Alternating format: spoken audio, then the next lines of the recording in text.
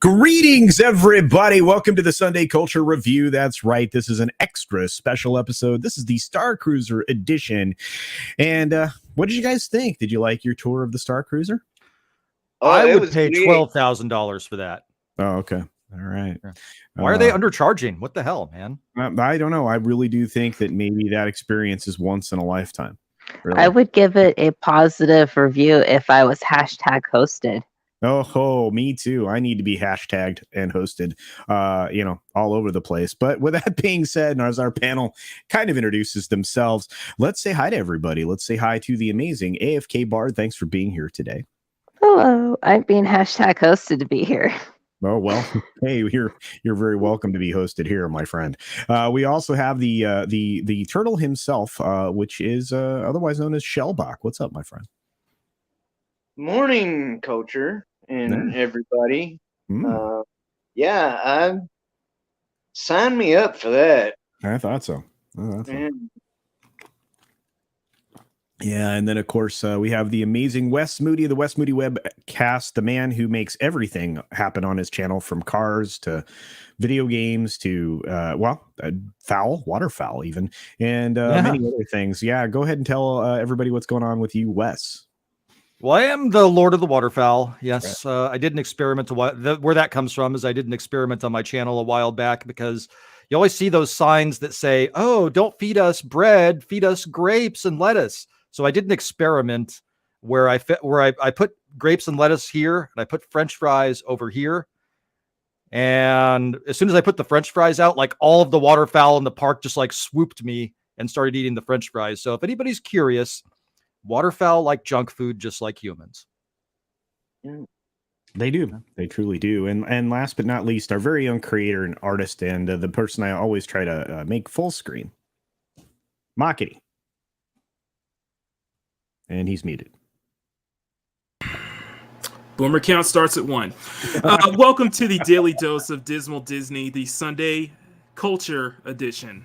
And we got plenty of Dismal Disney to be talking about. In the meantime, basically, you're going to watch me basically try to draw Ray in the span of basically an entire stream. All right. This entire stream in under an hour, because I've gotten much faster at sketching this week. I think that's awesome. And now, are you sketching Ray Palpatine or Ray Skywalker? Which version? Doesn't matter. Well, it's at least not the Ray in the Galactic Starcruiser hotel that we've been seeing so far. Let's put it that way. Well, I am intrigued, obviously, by everybody's thoughts behind this. We've been talking about it now for 4 days, it seems like, since the embargo broke on Friday. So I guess technically 3 days, but we saw some early leaks on the Wednesday and Thursday of last week, and it was exactly what I was told it was going to be. It is exactly as what was reported by me, Lorena Creole. Of course, the leader of the pack right now is, of course, Drunk 3PO over at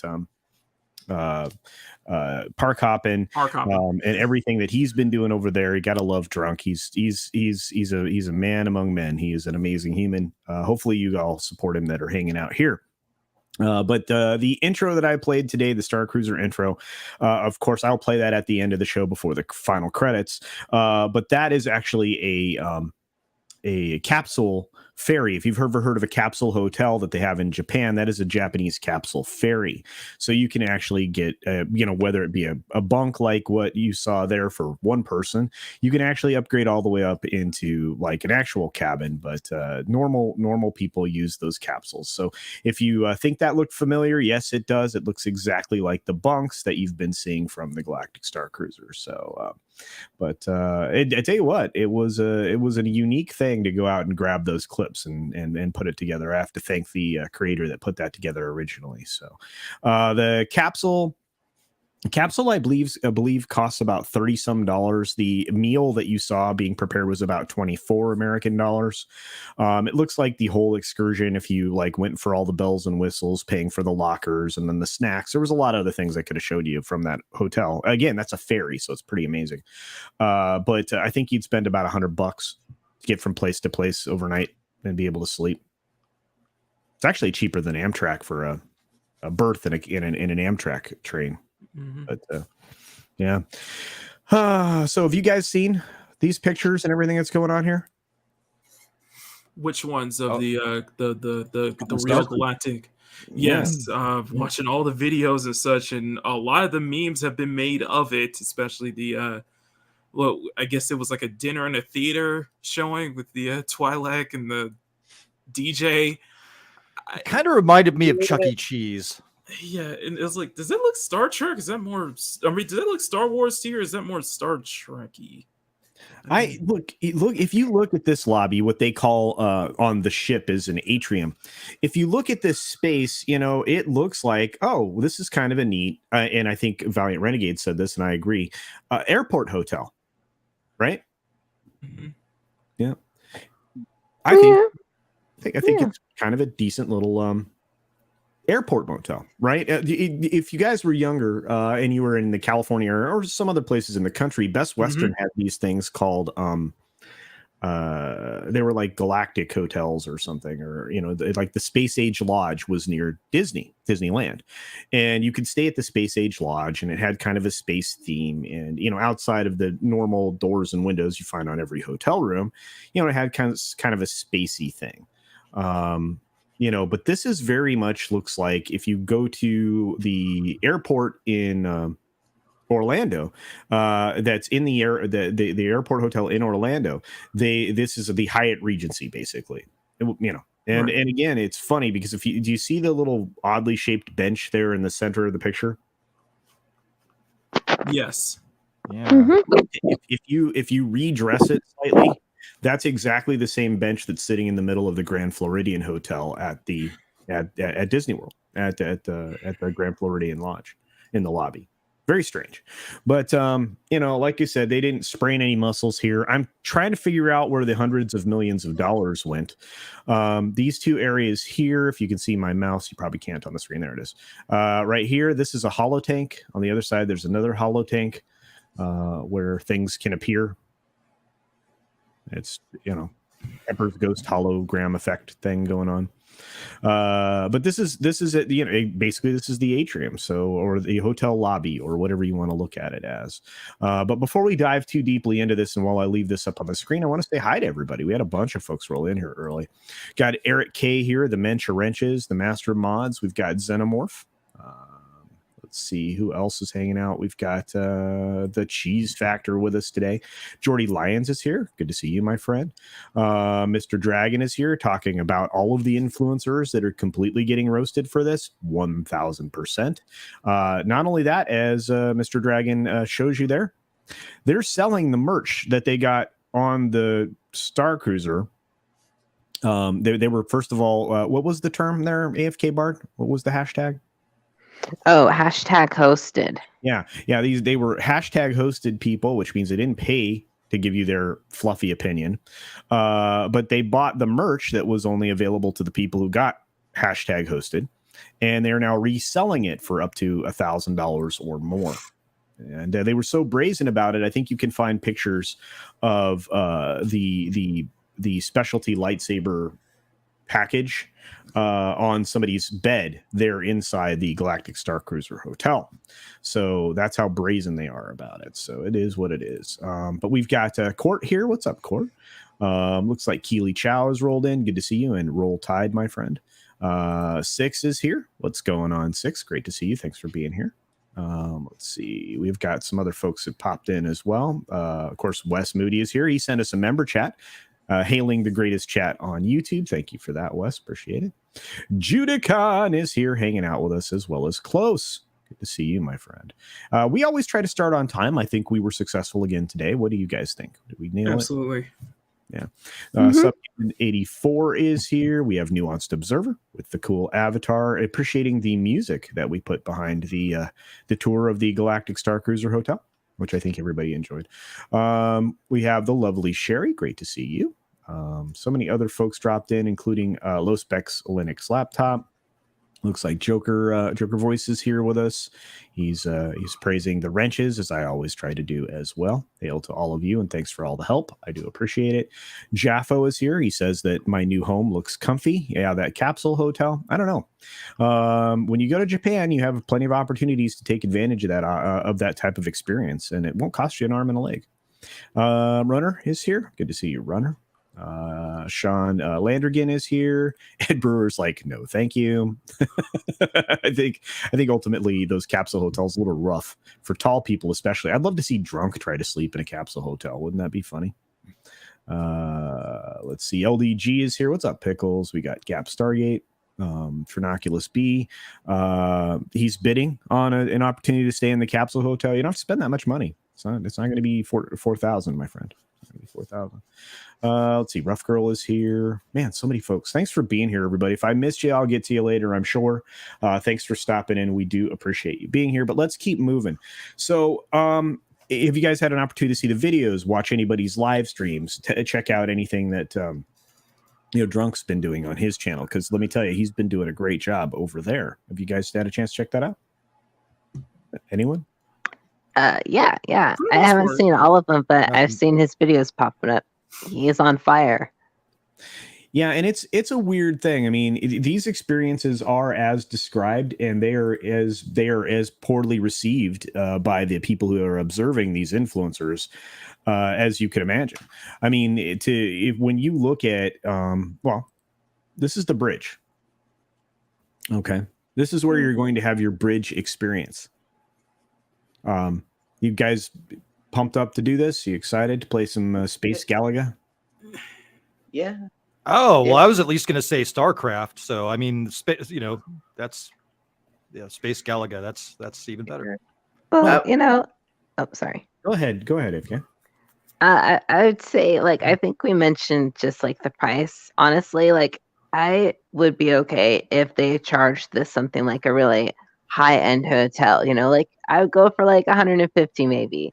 Maybe $200. If I had kids, I would understand, because like I'm looking at the stuff and it might look really cheesy and it might not look Star Wars to us, but I legit think that there would be a lot of kids who would love to go and do something like that, Yeah. but not for anything close to that amount of money. So like, I don't know, it would be fun, but I wouldn't want to take an invitation like if it was given to me knowing that that's the price. Like if it was $150 and someone offered me a free ticket, I wouldn't feel that bad about it.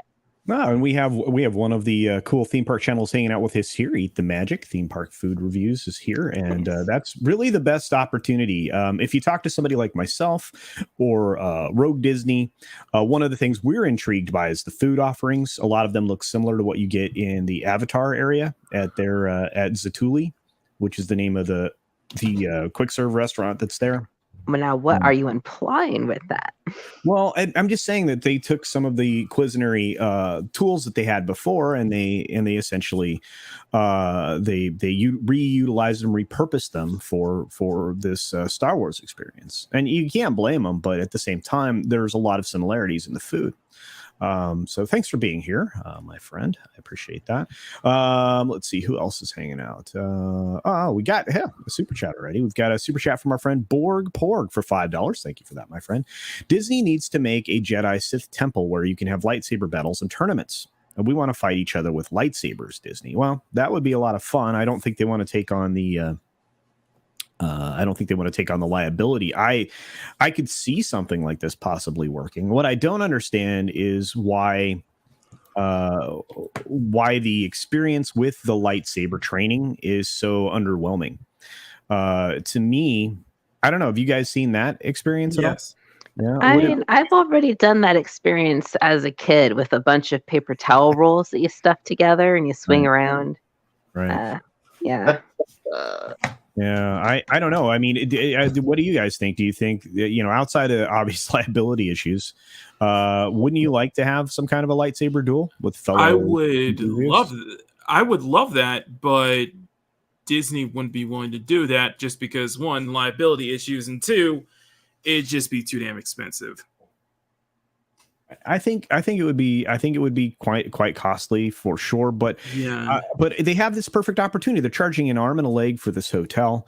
If you've seen the lightsaber training, which for whatever reason I don't actually have the video, I can't locate the video. If somebody wants to find that real quickly, but is basically just 4 participants standing on predetermined locations trying to align their lightsaber with a flashlight beam that's projected.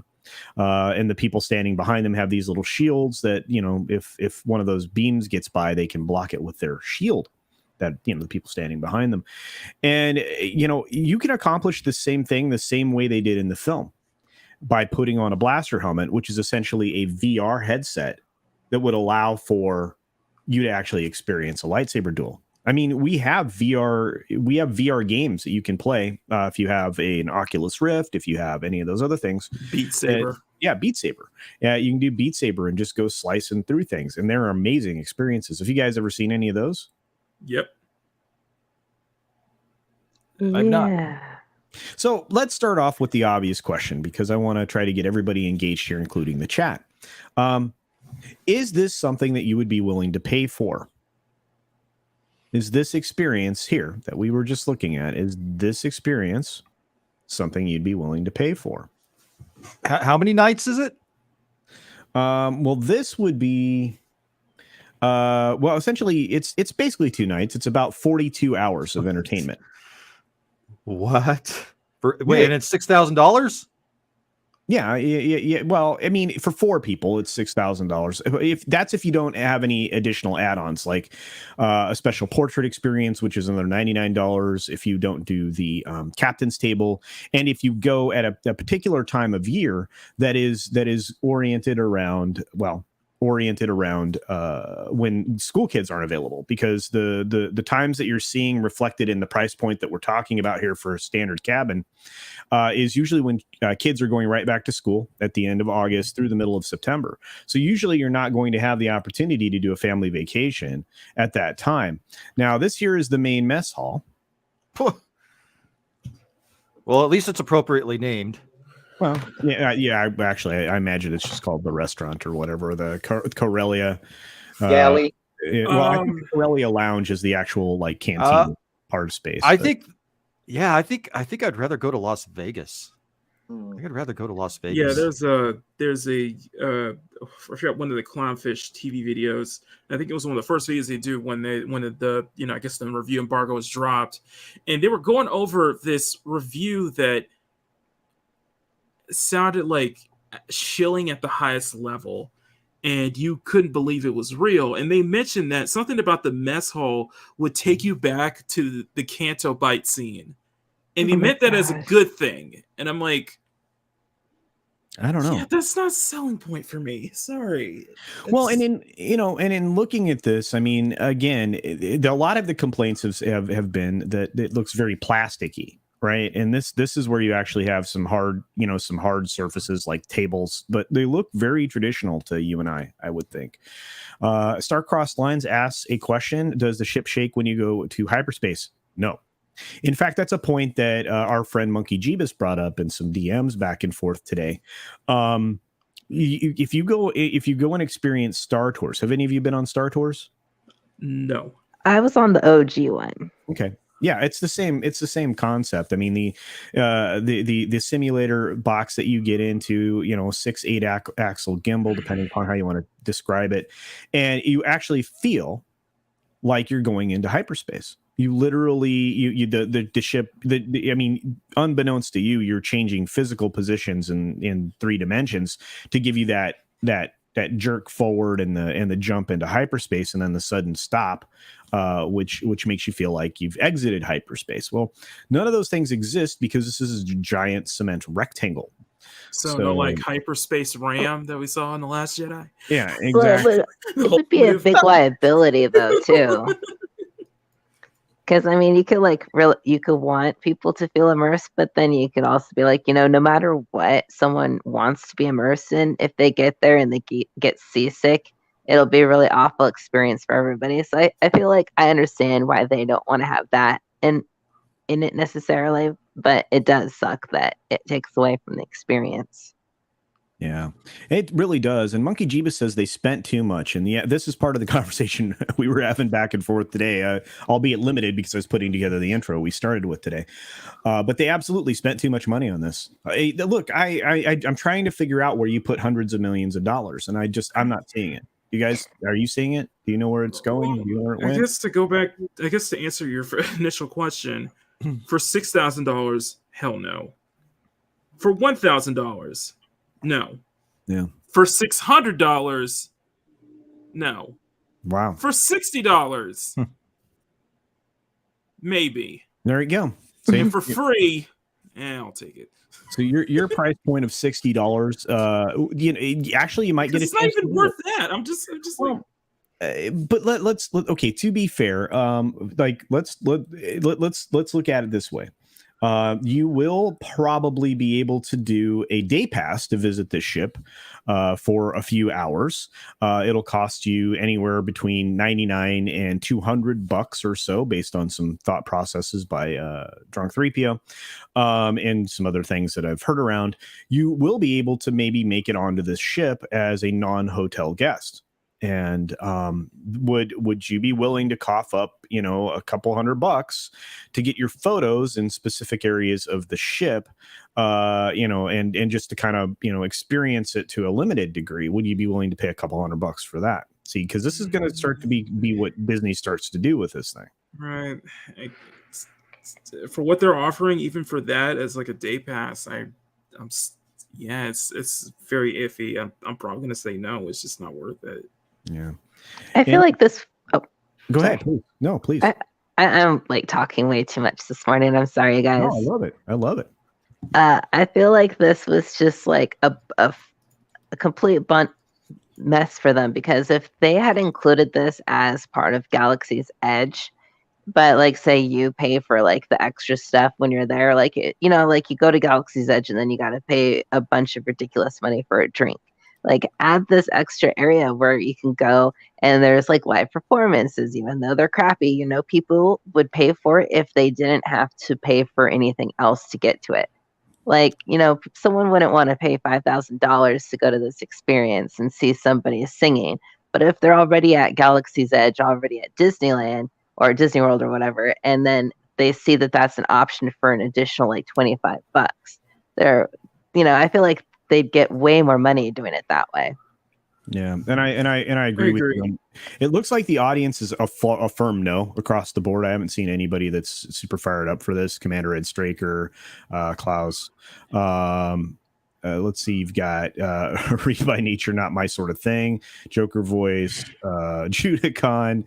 Low Spec. I'm not sure. I'll let you know the minute I'm going to have it. I will be doing an unboxing in the whole 9 for the stream deck, but that's off subject for today. David Carolion says.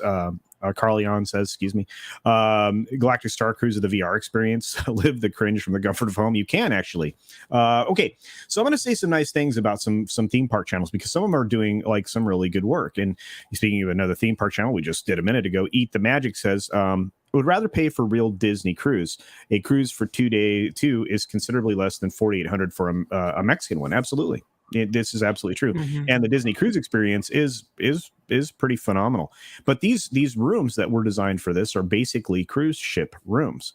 But I like I said, I got pulled off topic. I'm going to say, the most important thing about all of this is always the food.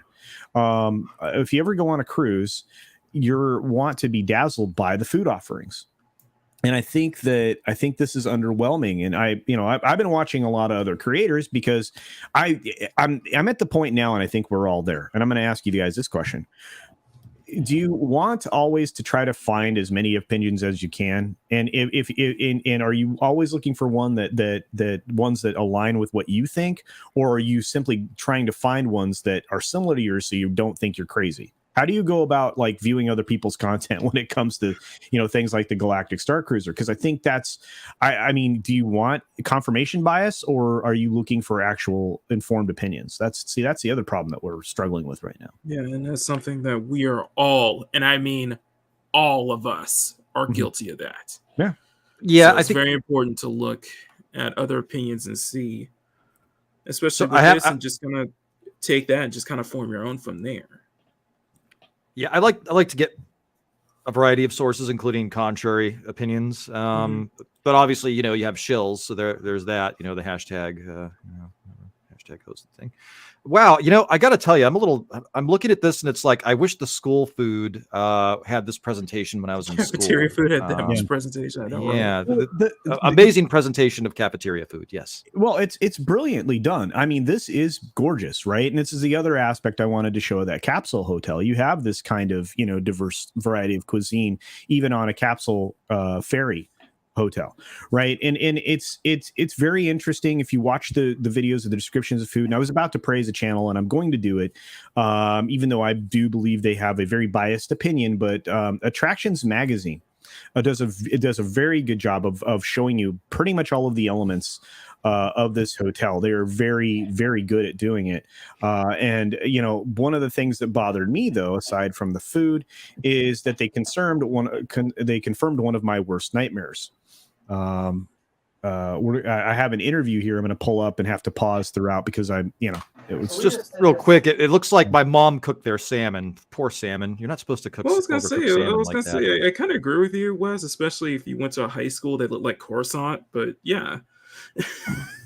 Okay, so So right now you're looking at the rep from Attractions Magazine. I'm sure Eat the Magic knows who this is, and you're looking at Matt, and I think his name is Greg, who's actually an Imagineer. The little person, the shorter person here, is Matt. He is from Lucasfilm. So one of the things that they're going to tell you is that everything you're seeing in here is now canon. So we just did this incredibly immersive experience. We got thrown into Star Wars more than 2 days. And For more than 2 days, that's a lot.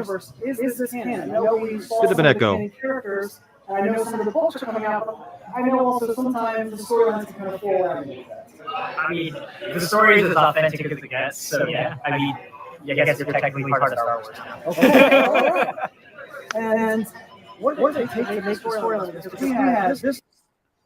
Nah, I don't believe him. He doesn't even sound like he's certain that what they're doing there is important. Well, AFK, to be fair, there is a they are setting up the fact that it's like I guess a side story where Han and Leia had their honeymoon on the Galactic Starcruiser hotel. So yeah, but is it canon if nobody reads it? Right, like it's just like if the tree falls in the woods and no one's there to hear it, does it make a sound? So like, is it canon if it's in a book and everybody else in the world is watching the movies and everything else and it's not there? That's what I ask. Philosophical thing. That's a really good question. But like I said, he was pretty clear. I mean, the reason they asked this question is to make sure it got out into the public zeitgeist that this would be canon. This would be canon. They are doing everything they can to put the story group stuff into canon. So now discount Chewbacca. If you've seen pictures of Chewbacca, discount Chewbacca is now canon. So, and Wes, thank you for the $2 super chat. You're on the panel, dude. You don't need to do that, but I appreciate it. And Vegas is it could be a lot of fun. Drunk said yesterday hordes will descend for dinner, and then the 4 hours of interactive stuff, then people will bugger off, leaving the people staying in a ghost town. Siege Perilous, I think you are correct, and I think that's true. I thought I saw it was just a building. It is just a building. Yeah. A lot of people commenting on it looks like Battlestar. I don't know. That's another question. What does this hotel look like to you? I mean, we're on the wrong video for that, but what does it look like to you? It just doesn't. I just don't get that Star Wars feel. Something about it just doesn't feel like Star Wars to me. Yeah, and it's hard to pinpoint what it is. It's just look. If you give me $300 million, I could probably do slightly better than this. I know that's very that's a very high opinion of myself. That's proposal. That's your proposal, Disney. Ain't it? Just get 300 million. Well, sure. I mean, if you want to hand out $300 million to build something, it's just it doesn't take this kind of money to show things off. I was talking about this the other day, and I forget. Have you guys ever done anything like built a haunted house or built any kind of an interactive environment or anything? Have you guys ever done that? Yeah, for like Halloween and stuff. Yeah, and you get real creative, right, with what you come up with to build and stuff like that. And this is a strong opinion. Yes, Rough Girl, it's quite possibly. I have to actually agree with her opinion. I think that's what's going on. But it's very, very strange. So let's ask this question. So if with that experience, do you think you could come up with ideas that would be superior to what we're seeing? Because again, I mean, would this be a futuristic, lived in universe space restaurant that you would create in the middle of like a cruise ship or, a transport ship, which is what I think they should have marketed this as. I don't think they should have said this is a luxurious cruise, because as Disparu said in his video, you have standards. I have standards. Does this look like luxury living to you? Luxury dining to you? Does it scream that? I think Lorai's selling this off as more of a transport ship makes a lot more sense.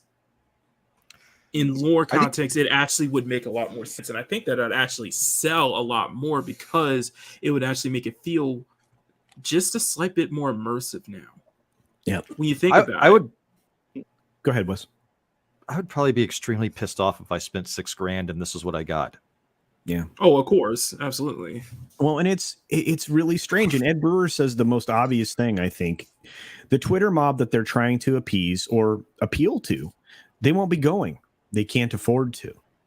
So why would you kowtow, which is a Chinese word? Why would you kowtow to that? Why? Well, I would say it's more kowtowing to the whales.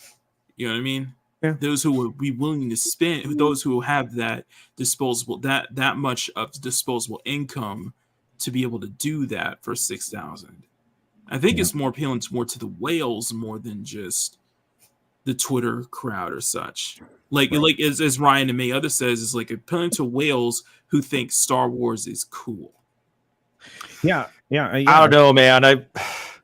I've known some pretty savvy business people, and they would take one look at that, and they would no. They'd be like, no, absolutely not. Or should I say like whales who are more out of touch, I guess you Well, could right. say. It's kind of like a safari trip where it's like, let's go have a really cool Star Wars experience, darling. And then they spend like, $5,000 and they stand around and they're like, yes, this is a Star Wars experience, honey. And then they go home afterwards. Well, and I still don't think it even lives up to the art, right? That we were shown the concept art early on. Right. And even if it had, I still wasn't interested back then. But the cheese factor says the obvious thing, which is why I wanted to play that short bit of that clip from Attractions Magazine, that all of this is now canon, at least as far as Lucasfilm is concerned. So I got an idea. Admiral Holdo's ballroom dance lessons. Well, they got line dancing there, so I mean, it would probably fit right in. They do. Yeah, get her out there in her, her lavender dress or whatever it is. Just, do the tush push or whatever. I would take a dance class if it was McGonagall, because that would actually fit into the story. That'd be kind of fun. Yeah, and again, I mean, just to get back to here, because I want to replay the beginning of that video one more time because it was echoing, I guess. So let's try it again. So we just did this incredibly immersive experience. We got thrown into Star Wars for more than 2 days. And with the Star Wars universe, is this canon? I know we saw some of the canon characters, and I know some of the books are coming out, but I know also sometimes the storylines can kind of fool around a little bit. I mean, the story is as authentic as it gets, so yeah. I mean, I guess you're technically part of Star Wars now. Okay, all right. And what did it take to make the storyline of this? Because we had this storyline going on. We had another one. We were following some people, and then we just see Chewbacca just run by with the whole crowd, and we're like, oh, what did it take? You see discount? I feel like this inspires a lot of confidence, seeing this. Yeah.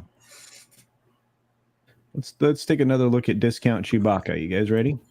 See Chewbacca just run by with the whole crowd, and we're like, oh, what did it take to make the multi-layers that I'm like you said, I'm frustrated. But again, I mean, this is what we expect. Now, they did make Matt wear sleeves this time because he was being criticized for his millennial sleeves that are on his skin. Yeah, dude, they do. Look, Disney reacts in various ways to feedback from people, and they're trying to increase the appeal. So there's a decent chance that I mean, maybe they didn't make him wear sleeves over the shirt he's wearing, but is it Matt Martin?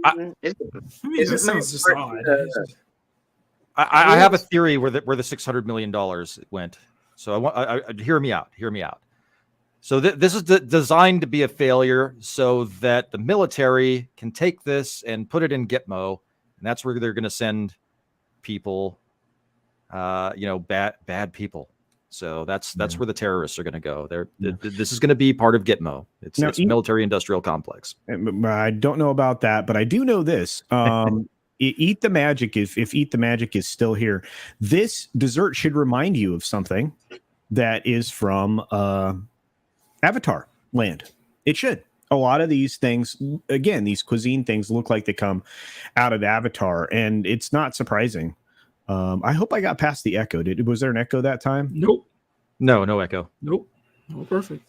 Yeah, and Eat the Magic again. This is somebody again. Food. This is a theme park food channel, so this is pretty awesome. Even if we upgrade our cabin for a Disney 3-day cruise to Mexico, it considerably has more value than this 100%. Especially if you have a balcony, which is another thing that we've been hearing feedback on about this already. Even some of the quote unquote page chills influencers, the people who got to go, there are some honest opinions out there, believe it or not. Some people actually, they skate the line between being too critical and not too critical that actually went on this, and they felt very claustrophobic. They felt they were very closed in with not a lot of room. Yeah, I do get that, and especially when what was it? The talk was that like when you're transported to the hotel, it's basically through this decorated U-Haul truck. Am I correct? Or when people were seeing some of the spot shots beforehand. Yeah, just think of all the car accidents you can have in that. Like that's so terrifying. Well, it's a controlled circumstance. You're on a road to and from. And you're essentially, when you're airlocked out, you're in a hallway that takes you into the park through a private entrance, basically into that part of Batu. So it's not like a public road that you're driving back on. It's all private. No, yeah. Oh, well, that's better. You're not at risk. Let's just put it that way. But there is an opportunity to encounter a traffic jam or a situation where it could take you as long as 10 minutes to get from the Starcruiser to Batu or Black Rock Spire or whatever you want to call it. But it's they're going to be a outpost. I'm starting to think, maybe this Gitmo thing may not be such a bad idea. Maybe we should have like a Gitmo cruise experience. You can get a black bag, put over your head, and waterboarded for a couple of. I'm not sure that's terribly appealing. It's a bit extreme, don't you think, Wes? So, $6,000. I mean, that'd be great. Yeah, you could experience the terrorism cruise. Yeah, that doesn't sound good, and you're not supposed to say words like that. I'm sorry. Shoot, I'm sorry. Yeah. But as all of the guests are going to confront some interesting situations, this is something that I'm not sure a lot of people have talked about, but this is the ship's directory. It's very interactive. You basically have one of these in your room, which is your TV. It doubles as a television. Yes, there are TVs in the room. In fact, Drunk Thepio apologized to whoever because he wasn't being, be accurate with something, which I thought was ridiculous. I'm like, anyway, you actually have a ship's directory. You can actually talk to the TV in your room like an Alexa, and a little robot companion projection thing comes on and kind of gives you guidance as to what your itinerary could be, where things are located, that kind of thing. So basically you're being spied on in your own room too, because obviously if that device is listening, I mean, there you go. And computer, holodeck 2. Yeah, there you go. So tune into Life on Tatooine, I guess. Yeah. If you guys don't remember that from the holiday special, there you go. And interestingly enough, this is funny. Sander Hamaslag says something that's amazing, and I wish I could find the same pictures that Disparu used in his video, and you should check him out. He's great.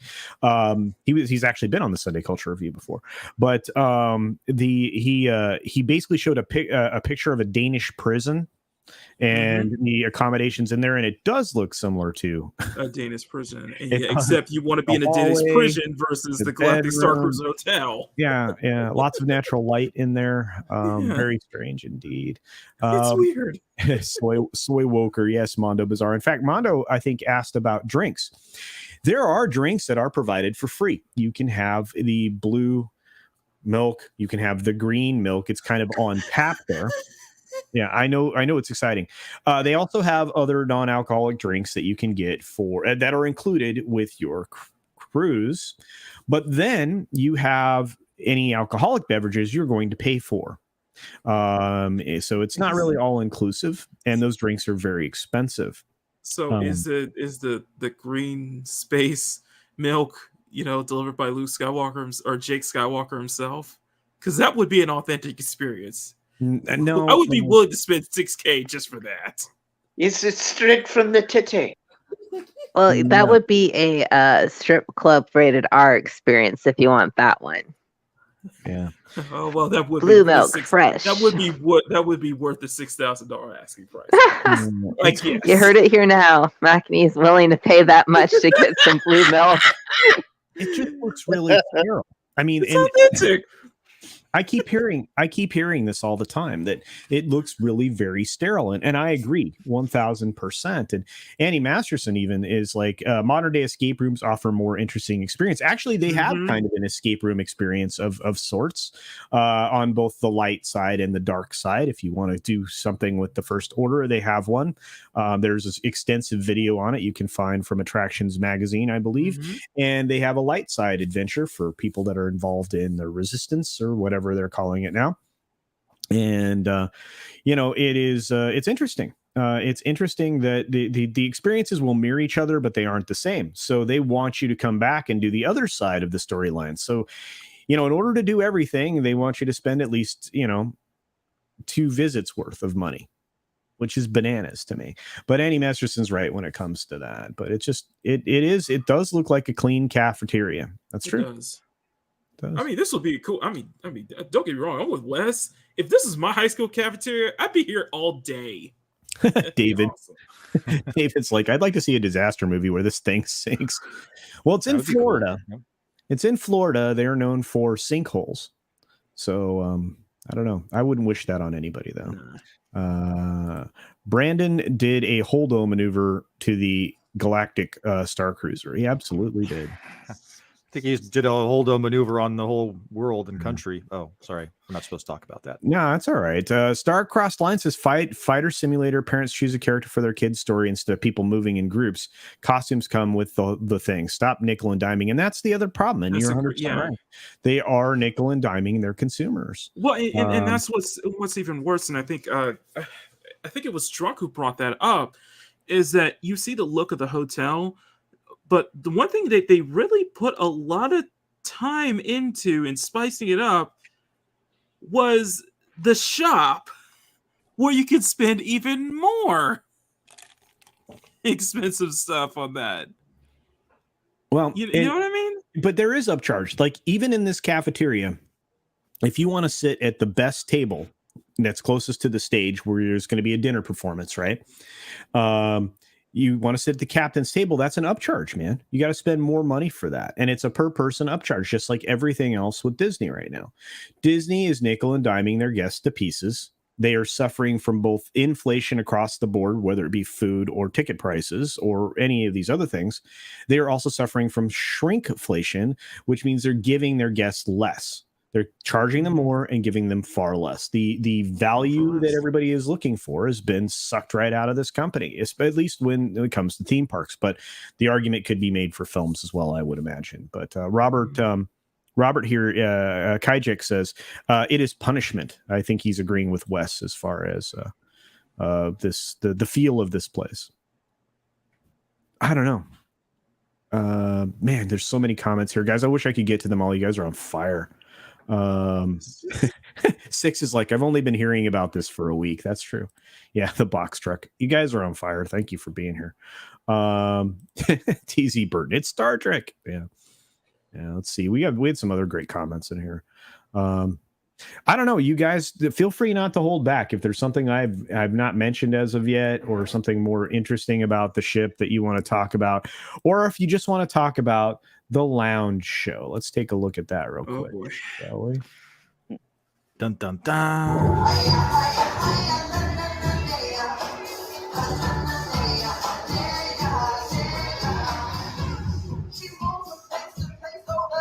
See, this is what reminds me of Chuck E. Cheese. Yeah. No, Chuck E. Cheese has more respect than this. I actually think Chuck E. Cheese might be a little bit more entertaining. Yeah. Somebody identified the theme park folks here, and again, I like when people are like, they're honest about their theme park stuff. But like this fella here, right in the green, you can look at the guy in the green, yeah, and he's looking at his phone the entire time while she's dancing towards him, and he puts his phone down like he's supposed to be, enticed into this. Yeah, but it just shows that even they're not interested in it. Like, look at.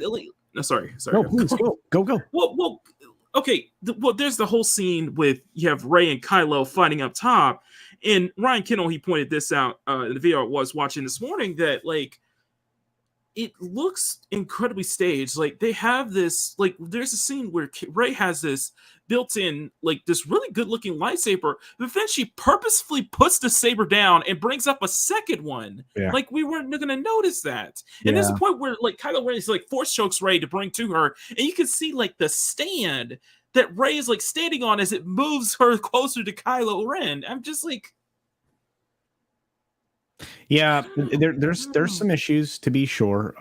Again, and it's one of the reasons why all of that battle scene has to take place on an elevated stage. But Ed Brewer brings up a good point. If we had Bill Murray come in and sing Star Wars during dinner, I think that would be amazing.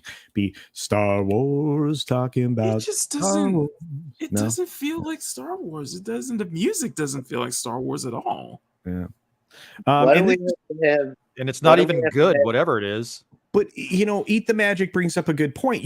This is an opportunity to utilize the amazing animatronic technology that has been developed by Imagineering for decades, Exactly. and to bring up Max Rebo, or to bring up Finger and Dan in the modal. Yeah, mode. ILM should be all over this. Yeah, Like and seriously. well, I mean, this costume and the mask and everything, the design of it is wonderful. It is. This is well done. This is an amazing appliance. The fact that the mouth moves, it speaks in Rhodian language, right? It's not even translated, but it conveys a message, through body language and stuff like that. So the actress or actor, I'm not going to make an assumption with Disney these days, but the person in this costume does a pretty good job based on the videos I've seen. So, but Right.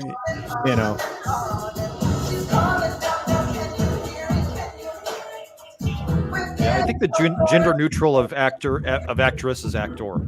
Yeah, actor. Yeah. I just don't. Well, at least someone's having a good time. Yeah. God bless him.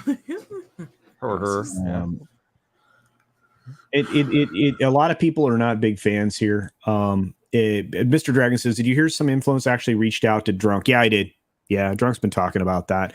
And look, I mean, I in an alternate version of my YouTube career, I could have done just strictly theme park stuff. I mean, there's a lot of things people don't cover. There's information that flows sometimes in my sphere that I have access to, that I can talk about some things that maybe not out there in the world. And it is what it is when I like being honest and direct, and there are some theme park channels that really do keep it honest and clear. And I again, Eat the Magic, they do great food stuff for all the theme parks. You've got a lot of these entities out there that do great stuff. They give you an honest opinion, and they're not trying to fluff it up for access, because ultimately Disney is partially responsible for this access media stuff that we have nowadays, at least when it comes to entertainment, because they've been doing it for a very, very long time. They have a cadre of influencers that they peddle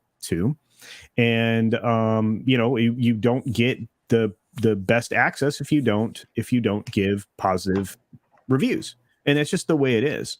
In fact, if you want that perspective directly from people who would know that you certainly trust, because you have 200,000 plus viewers of their content, check out Clownfish TV. They deliver the truth. They were once inside the sphere of influencers that were handed things, and then they fell out of that, and they're perfectly comfortable being outside of it. So I think the worst thing about it is that it's wasted potential. Yeah. You can see so much more, but it feels like Disney doesn't have the fortitude or even the desire to make it so much more than what it is. Well, and not following they don't have a strong vision. I guess that's what it was. They don't have a strong vision for it. Well, and it's not, again, I'm not going to lay that at anybody's feet, right? It looks like this is driven by Lucasfilm Story Group. In fact, I know it for a fact it is. And that's one of the reasons why Matt is there, right? And it pushes the stuff that drives us crazy, but it just doesn't have a strong vision. They really don't. It was like with I guess whoever conceptualized this, and I'm not knocking the Imagineers or anything. It's just that from just on a conceptual level, it's just not strong enough. I'm not going to argue with you. And Starcross Line says something I need to address, because we are listening to the audio that you're hearing. That's not live audio that you would normally hear with your ears. Right. You're hearing this audio compressed through this condenser microphone on this camera or whatever they're using for recording purposes. Maybe it's a phone, so you're not getting full audio range. We are not here. It takes a pretty decent setup to reflect what would be good. And again, I mean, I'm not going to apologize for the singer. There were moments recorded in the cafeteria, mess hall, dining area, gallery, or whatever you want to call it, by some other influencers that showed that they're, the singer's still working on some of the material. Let's just put it. And that's the thing, and it's the same thing with the same thing I see with the whole sequel trilogy is that, all my problems are on a general writing perspective. Every single person involved, every single actor involved, they're doing the best they could with the material they got. And that's the exact same thing I'm seeing here. Well, doing the best they could with the material they have. Look, I'm going to say this, and I know that this gives a lot of people, funny bubbles in their tummy, but I'm going to say that the cast members and the actors, they are delivering what they can based on what they have to work with, and I applaud them, because getting up here and doing this is not an easy thing. But Eat the Magic, dude, you're not showing your age at all, my friend. Macross Robotech, absolutely. I think that'd be cool. But again, that would be cool. It would be cool. Star Wars. Where do we get that cruise? That would be awesome. Going kind of that Macross Robotech kind of atmosphere for it, which I think would perfectly fit Star Wars, in my opinion. But yeah, going that route, I just don't think they have the conceptual fortitude to pull something like that off. especially, and I know people will say budget and everything, but they seem to have a huge budget for this. It was huge. Really hundreds of millions of dollars. I'm going to leave it at that. Hundreds of millions of dollars. It'll all come out in the wash what it exactly cost by the end of the next quarterly. But Dwayne Olson says something that's interesting. Says it's an okay dinner theater experience. It looks a lot like Quarks at the best in DS9. This is easily middle or upper class entertainment during the Galactic Republic, but it isn't used future. And that's true. And that's kind of what you're looking for in the Star Wars world. But to that end, I want to say something that it was brilliant that was said by our friend Chris Gore over on Film Threat. In fact, I think it was on a live cast that he did. In fact, I know it was. He said that basically this is like a living in a medieval times restaurant. And I don't even think it's that good. Yeah, that's a compliment. I know. Yeah. Ouch. Just like the Quark thing, honestly, if they had a Quark bar like they did in Las Vegas, I would have a great time, because they actually had the costumes and they made it look like it was Deep Space Nine, and they put effort into it. Yeah. But this, no, not so much. It looks like it's like a shiny cafeteria bingo hall. Well, and actually, you do get to play bingo on the Starcruiser. You do. It's out there. It's been out on Twitter since early on when the embargo dropped, right? And it is exactly what you think it is. You have little yellow stickers on your kids menu placemat that they flip the little chips in the spinner, and they pull out a planet, and you put your little yellow sticker on there, and you get to yell whatever the name is that they're using for bingo, which is like Gets Clock or some crap. It's I don't know, don't care. But Rob also brings up what everybody has been saying. It's budget generic sci-fi, pseudo sci-fi even. And Subhuman makes the appropriate comment. It's McClunky. Yeah, or you could do Grogu. It's the same amount of letters, right? Yeah, and and here's the thing. And Rogue Disney and I, we communicate back and forth as well. A lot of the people that we, if you hang out with Lorena, you see a lot of people. But Rogue Disney says this should have been in Galaxy's Edge culture, and I would say it was. Actually, you were going to get a dinner theater experience in addition to August Cafe or Cantina, excuse me, that was going to be attached. There's still theoretically you could still try to make that work out, but I don't think it will ever again. They're too busy trying to, nickel and dime the consumers with the droid and the lightsaber construction stuff. So, but yes, they should have had this level of interaction and interactivity like they told everybody in 2017 when this was announced. Mind you, I'm going to say something that hasn't been said often enough. This has been in development for almost 8 years. They've worked on the story for the things that are happening inside of the cruise and the story around the cruise. They've been working on that for 5 years. Try to get your mind around that. Wow. Okay. On that note, and just hearing that, I can't give this any more excuses, or no excuses whatsoever. Yeah. Pull something like this off in a conception with something like this for 8 years, and this is what you come out with, and with the story group trying to put the story together within 5 years, and this is what you come out with. This is the best you can come up with. But sorry, it's just I just don't see any excuse behind that. But you have 5 Disney Star Wars films and a few television shows to observe now. The question is, are you surprised based on that level of entertainment? No. Are you okay? Well, then there you go. No, but it's just Wes, you look like you want to yell at something. Man, wow. Gosh, wouldn't in Hollywood they call something like that development hell? They do. And the product is just god awful, man. Yeah. What a waste. It's a waste of a lot of capital in various ways. See, a lot of people when they hear the word capital, right, they think of money, but their capital is available in lots of different flavors, right? You of course have the money, but you also have your legitimacy capital, right? It's like your credit, right? Your cred, right? Or your street cred. They just destroyed their street cred universally, which I didn't think was possible after the films.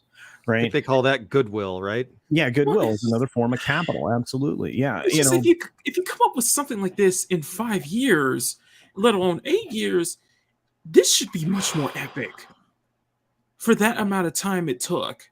Because this feels like this came up within at least a year. Yeah. 2 years at best. Oh man, not even a year.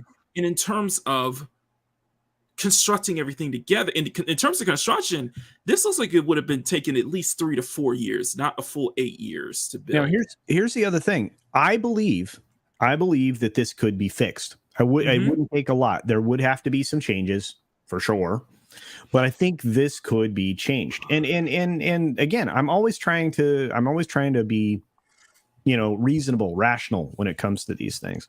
But this could be fixed, I believe. I think you could fix the story. I think if you went back to catering to the 50-year-olds, Miss Kennedy, you would solve 99.9% of the problems here.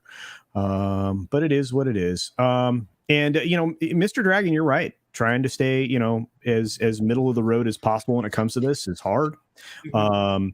Let me tell you, some of the people that you're seeing, or the people that are the most vocal in these videos that you'll continue to see for the next few weeks, probably, they're actors. They're there to be the hype machine, around the things that are happening. In fact, I'm going to grab this video. Let's go ahead and bring this screen back up. The video everybody refers to that just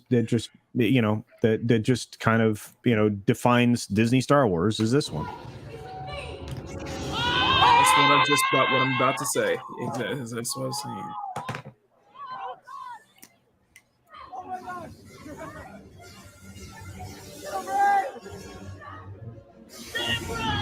What is this being played in half speed?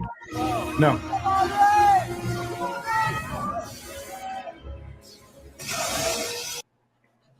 There you go. All the excitement of the throne fight scene in The Last Jedi. Just saying. Look, and again, shoot. Except this I is don't better wanna choreographed. I'm not going to be critical of that even, because look, this is probably somewhat new-ish choreography to these people. Some of the casting took place early, but some of it took place very late. That particular mask has to be incredibly difficult to do this in. I mean, I'm watching the actor try to figure out where they are when they're doing this, which would include them dragging the lightsaber across this effects box, right? Later here, or during this particular sequence, there's ray deflecting blaster fire that doesn't exist, that's bouncing off of some of these effects boxes, and things like that. They really do their best, but there's a lot of tech that isn't there when it comes to what they're trying to show you. Right. And there is some separation with that, and this is what people are talking about. I know. Am I harping on this factor a bit too much? Yeah, because again, you have to be fair. This is okay. So when you go to see a Broadway play in previews, or musical in previews, it's not tight. There's a lot of loose there. People are still trying to make sure they hit their spot on the stage. It's not coming naturally. Right. So when I look at this, I see people that they're about 2 weeks from having this polished, because they're going to do it at least 40 or 50 more times. And they're about 2 weeks from having this polished, and that speaks volumes for what this potentially could be as far as that aspect of it goes. But again, in an honest effort to be fair, because that's the important thing when we talk about this stuff, right? And if I sound harsh, I'm just just continuing on the Gitmo theme. I think that the scene in Force Awakens where Rey is being interrogated, I think that might be a little bit more interesting. I don't know. You think so? Yeah, I don't know. Like I said, I mean, I'm grabbing these clips. I'm trying to use them. I want to give people credit for what they've done, what they put together. Attractions magazine has a better video perspective from this. All of the audio, again, is compromised because of the quality of the recording equipment. So please don't judge it on that, until we get something that represents a better version of what you actually hear in person. But and it will be better. And I know it will get better. It's just... But here's the other thing, and this is the chat's been talking about this the whole time, and it's the elephant in the room. We don't want more of this Disney Star Wars. We want actual Star Wars. We want things that we are connected to. You can't connect to this story, and that's the big problem. Eric K for $5 says, you all are too judgmental. Well, that's probably true. Why do you want value, luxury, and good entertainment? Crappy accommodations and food. Be happy with the suck, you plebes. Well, thank you for that, Eric K. And I think a lot of people. Yeah. Well, I think it's obvious that we're all, istophobes. I think that's what's going on. It's just I'm looking at this from a quality, and I mean that from a quality perspective, and from just a conceptual quality perspective. Well, people 5 years. But let me. By the way, sure, that was a joke. That was 5 years of writing, 8 years to build this together. Yeah, and this is what you come up with with $6,000. For $6,000.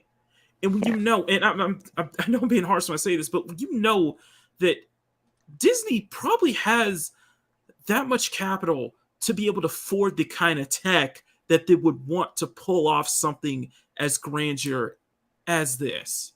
Yeah. Yeah, I mean, I see in the chat them talking about polished turds. I just want to say that Mythbusters did an actual myth busting on that, and you can in fact polish a turd. So I don't know. Oh, that sounds bad. Brightest Day for $2 says, promise Westworld, deliver Wally World. And I think for that $2 super chat, I have to say 1000%, my friend. That's actually what you've been doing for a while. Go ahead, Wes. That was the end of my statement. I was just making a joke about polishing turds. I think that sums up better than just saying polish a turd. It's like, you're delivering the promising of Westworld, but you're actually getting Wally World. It's 100% right. Well, I mean, by the way, they were polishing actual turds on Mythbusters, so this thing maybe is unpolishable. I don't know. That's pretty gross. But Mondo Bizarro says, "Where's the Ewoks?" Well, this takes place between the two least favorite Disney films. Or I should say, around the two least favorite Disney films. Wow, we lost. I think Shellbach is having some technical difficulties. All right. Very good. Well, not good, but it is what it is. Master is here. Master of the TDS guys. Go check out Gothic Therapy. People are trying to say the immersion justifies the price, but I disagree. If I order a thick steak and you serve me a thin piece and I say it's okay because it tastes good, that's not okay in my book. I agree. Yeah, if I order an 1.5 inch thick prime, that's what I expect you to deliver me. I don't want a New York strip. Right. Well, I don't even think you're getting that. I think you're getting like that carne asada meat that's already pre-cut up. Oh, skirt steak? I think you're getting the stir fry meat. Oh God. Yeah, skirt steak. Yeah. I don't know. I'm just saying. Ribeye, please. Ribeye. I'm not knocking the performance. I'm not knocking the performers or anybody there. Yeah, just from a quality perspective, just for the material that they got is just not worth that $6,000 price when you could do so much more. Yeah, and they can do so much more. Even with the budget, they can do so much more. Absolutely, not knocking the people working there. Love hardworking people. If anything, my direct observations of every cast member I've seen in any of these videos and any of these clips on Twitter and any of the junk coming out of TikTok or anywhere, they are doing an admirable job. It is exactly what you would expect from the top end employees, working at the theme park for Disney. That's just the way it is, right? The cast members. Mm-hmm. Joker Voice says, easily fixed. A former Disney theme park employee. Yes, you are. I've seen reskinning over and over again during my time there. Absolutely. And it does work. It really does. Mm-hmm. And Rob Altus brings up the point that I was trying to bring up, which is the 50-year-olds were kids in 1977. We loved Star Wars as kids. Yeah. And it continued on. We built this product and now you don't care about us. So it is what it is. And, you're right. 3 people cheered. Yes, those were the employees. The other people are standing there filming it. These are what you get with influencers. It really, really, really. Right.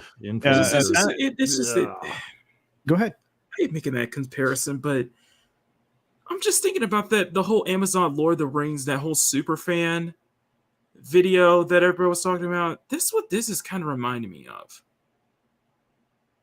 I know that's kind of a little harsh though, but that's what it kind of reminds me of, because it has that kind of quality or that kind of just like legitimacy. It's more of like a selling point. Like it feels like a salesman thing. It's like, this is Star Wars. Yeah. See the shiny, go check it out. And they're like trying to do everything possible to be like, see, check this box off Star Wars. It's done by focus group. It's done by a focus group. But it's not cohesive because of that. That's true, but that's all entertainment right now, and I know we talk about that at length, but that's the way all entertainment is now. And Thanatos Felicitas says, "I've seen better fight scene at a Renaissance festival." Again, a lot of this I think it's not polished quite yet, and I think it will be. We've got a nice super chat from Ruben Christopher Haynes. Thank you for the $10 super chat, my friend. Says the Disney Story Group is brain dead. Well, wow, I wish I could do something with that. When you hire by your essay on the inclusion and not on your portfolio of drawings and your imagination, this is what you get, which is crap. I'm paraphrasing. Made for consumers and not fans. I agree with you. I don't know. What do you guys think? You think Ruben's right? I think he is. I think he's right on the money. Yeah. Can you guys hear me now? Yeah. Yes. Clear. Welcome back, Shellbach. Yay. Yeah. Okay, so the performance. Yeah. I guess it's cool and all that, Star Wars has the hip hop now, but I'm sorry, it was not that great of a performance. I think it would be more appropriate if she would have been like a more R&B or whatever. Well, I would go, say I would argue go that more route. lounge, just with a more orchestral. I wouldn't say more orchestral, but with a more galactic orchestral feel to it. But I mean, I guess I think about I guess right. Sorry. I think a good comparison would be I think a good sci-fi property would be kind of a good comparison. Is kind of what you're talking about. Is I'm thinking of something like Mass Effect. Yeah. And I think going more that route, especially with the lounge singer and such, I think that would fit much better for this. Yeah, I think you're right. I think this does kind of look like Mass Effect, to be honest with you. It looks more like that than it does Star Wars. But Binary Bard brings up a great point for $2. Says the exclusive merchandise is lame too. Well, it's very expensive right now. Right, because you get what one of the things that you can get Leia's wedding dress, or some of the specific dresses for an exorbitant amount of money. Yeah, you can get that. You can get obviously the exclusive lightsaber hilt, and the whole 9 yards.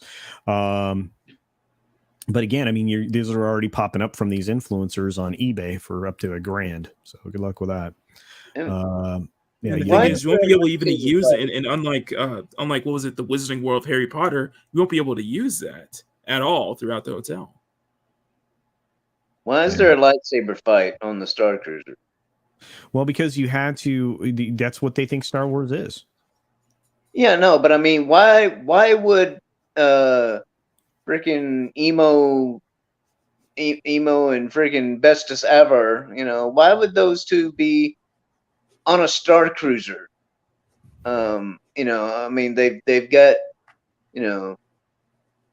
their own modes of transportation. Vespa. They wouldn't be there. So Honestly, I wouldn't want to see them there. You know what? I'm gonna be honest with you. Whoever brought up the whole making it as a cargo ship makes it, or as a transport ship culture, that makes so much more sense, because you can build so many different scenes, so many different props and such, just around that concept alone. Well, and you're secretly either First Order or you're secretly Resistance, and you're trying to get from point A to point B. Exactly. And your rendezvous with both of these entities are on Batuu. I mean, I literally could craft this story right now and start to sketch out what it would look like. Make a video. And then I could bid it. Seriously, damn, I should probably do that on stream today. That's literally what you could do. And again, we have great ideas. We start talking about this. We were talking about this last night over on Sporkin News podcast. We were crafting ideas around this. Every single stream I've been on that has been talking about this, we are crafting ideas around it and building out a story and fleshing out what different experiences could be on the ship that could be all ages experiences. So it's frustrating. And Daniel Hall points out that there's no bidets, so that's just not the jam. You got TC Barton here saying the Orlando area has many beautiful resorts. Absolutely. Everybody wish Joker Voice a happy birthday when next you see him, because it is his birthday weekend. So happy birthday, my friend. So good to see you, Ruben. I'm glad you're hanging out with us today. No one is saying anything about the staff. They just work there. Yeah, it's not their fault, and no reasonable person even checks. Absolutely, Siege Perils. No reasonable person would suggest it. Absolutely. For comparison, Symphony of the Seas, $1.3 billion. That's a cruise ship, everyone. 1.3 billion, 5,000 rooms. Galactic Starcruiser, Star Wars, 500 million. 100 rooms. Actually, I'm going to say it's a little north of that, but yeah, I'm going to only say 300 million, because with a $300 million budget, I could kick some booty. Blue-eyed Roof Korean the base for $5 says at some point it will be too expensive for a family to afford Disney. How soon before Disney loses too much money that they cut off the free reviews? Well, there have been instances where they stopped allowing influencers special access, and then they brought them back. I'm not going to go into that, but that is what it is. So If they cut the price like in half and they were honest about what you were getting, people would have much less criticism. Master, you were 100% right. Again, check out Gothic Therapy, our good friend Master of the TDS. Thank you for that, my friend. Yeah, Symphony of the Seas, average $135 per day, including food. Galactic Cruiser, $2,500, not including food. Exactly. Yeah, I like the jazz vibe that you get from the cantina. I really wish that were present in this. It's insane. It's insane. I have to tell you, Max Relax says they should be together and make a win for Raylos. I hate it, but that way it's a win for at least 5 to 10 people. Yeah, I think that's about an accurate thought process there. Mr. Dragon's not going to waste $6K. I don't know. It all comes down to the money, doesn't it? I mean, I'd rather go to the sanctuary or whatever it was, that club in Mos Espa on Boba Fett show. Yeah, and that's a very clean version of a very lived-in world. You're right. Your Muslim uncle for $1.99. Assalamu alaikum. My gosh, there we go. I'm getting better. Happy birthday to Mexican Iron Man. Absolutely. Today is literally Mike's birthday. We celebrated it last weekend, but today I believe is his birthday. So happy birthday to my good friend Mike. Bush McFadden. I am Jack's raging jealousy. Well, there you go. A little Fight Club reference for you there. Look up Halix, music group created by Disney in 1981. First Star Wars rock group. Thank you for that, Brian McCann. I appreciate that. I love it. I will definitely check it out.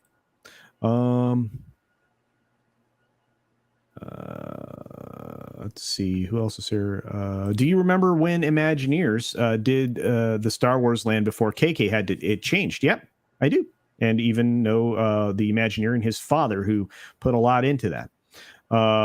After they saw it wasn't about the magic, I wonder if those people are the ones that did Epic Universal. Well, Disney's been shedding talent for a long time from Imagineering. So we'll get to go with that. Clownfish TV was mentioning they should have a bunch of animatronics as backup for Gaia. That would have looked better much. It wouldn't have been that hard. Look, no, it wouldn't. You do have to spend quite a bit of money on like Gen 7 figures, like Sarkos 7, Sarkos 8 figures. You do have to spend a lot of money on them. There's no doubt about it. But it would have been worth the investment. I mean, you look at the fact that even an attraction like Rise of the Resistance. Yeah, you look at that attraction, you're like, well, there's multiple high end animatronics in there. Just spend a little more. Blue-eyed Roof Curry in the base for $5 says, I know it's a video game, but cannot stress enough how good of a story Horizon Zero Dawn has. Great sci-fi drama and characters, no preachy SJW stuff. You're 100% right. Horizon Zero Dawn. I need to actually play that on Forbidden West. Yeah, I need to jump back in there for sure. Thanks for that, Blue-eyed Roof Curry, and I appreciate it, my friend. The murder mystery weekend of who killed the barber Jinx the Gungan ambassador. Yeah, you could do that as well. There's so many things you could do. Someone's watching Rule 34. Pale Rider's here. What's up, my friend? Glad you're bringing the drinks. Everybody might need a mimosa right now. Let me tell you. Star-crossed lines. Do you want a greasy character in the mess hall like Dex? Yes, I do. What about you guys? I can only ever imagine him how he was redone in the Arlnauts version. So yeah, I'd be down for that. If you ever watched the Arlnauts Star Wars, that's way better. I don't think they should. I think it should only be OT. That's what they should do with. Yeah. Yeah. We've got Larry here, a name so nice you have to say it twice. He says, "Is there culture not CC on Sundays?" Well, I'm trying. International Rescue. How long is it until we get the Starcruiser toys? I think there's a Halcyon model available for purchase right now, I believe. Thank you, Bruce. Got to get Machini stream together. So there we go. Yeah, we are going to lose Machini in like a matter of minutes, if not sooner. So we're going to have to say goodbye to the man with the talent. Private chat. Yeah. Oh, wait. Yep. I saw it. Let's go ahead and let you do your outro so we can finish our roast on this, because I have more to share, everybody. So here we go. All right. So anyway, guys, if you guys continue after you guys watching here, head over to my channel. Just regular Sunday stream. Basically, the topic today is I'm going to talk about just get more into detail about what happened this week with my Instagram being hacked, and now I don't have an Instagram anymore, and just kind of where to move forward from there. So look forward to seeing you guys there. It's been an eventful week, so I'm just glad a brand new week is here. We'll talk about it. Looking forward to see you then. As always, thank you everybody for being here. Thank you, Culture, as always, for always having me on as a guest panel, as a co-host. And I look forward to seeing you all on my show. So love you guys. Take care. Thanks, Mock. See you, Mock. Appreciate you, my man. Well, I'm big. What happened there? That was crazy. All right. Let's go ahead and take one look at the last thing I want to talk about. You guys heard of Space Galaga? It's not this. This is just red alert on the ship. Space Galaga is basically a knockoff of the in-queue entertainment that you used to get for the attraction Space Mountain. This entire bridge experience that we're about to watch. This is what it is. Yeah, well, that's not too terrible.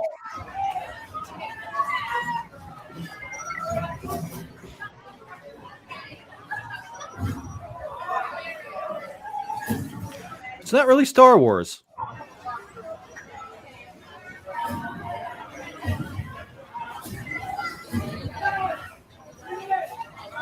Shouldn't there be like TIE fighters?